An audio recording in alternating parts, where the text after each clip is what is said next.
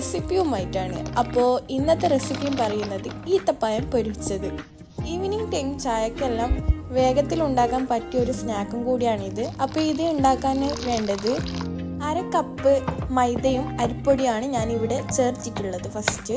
പിന്നെ അതിലേക്ക് ചേർത്തത് ആവശ്യത്തിന് ഉപ്പാണ്. ആദ്യം ഇതൊക്കെ മിക്സ് ചെയ്യാം. അതിലേക്ക് 1 കപ്പ് വെള്ളമാണ് ഞാൻ അവിടെ എടുത്തിട്ടുള്ളത്. അത് കുറച്ചായിട്ട് നമുക്ക് ഒഴിച്ച് അതൊരു മാവ് പരുവത്തിലാക്കാം.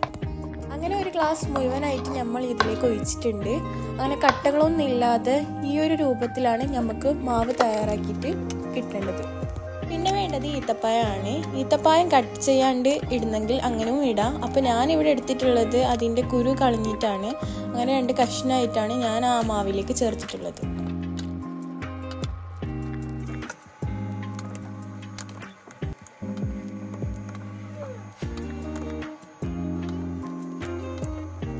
എല്ലാ ഈത്തപ്പഴവും ഇതുപോലെ ഞാൻ കട്ട് ചെയ്തെടുത്തിട്ടുണ്ട് ആവശ്യമായത്.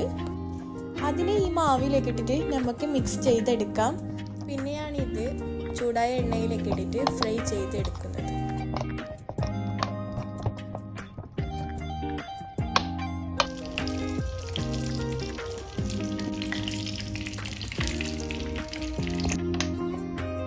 എണ്ണ ചൂടായ പിന്നെ ഇങ്ങനെ ഓരോന്നായിട്ട് നമുക്ക് അതിലേക്ക് ഇട്ട് കൊടുക്കാം.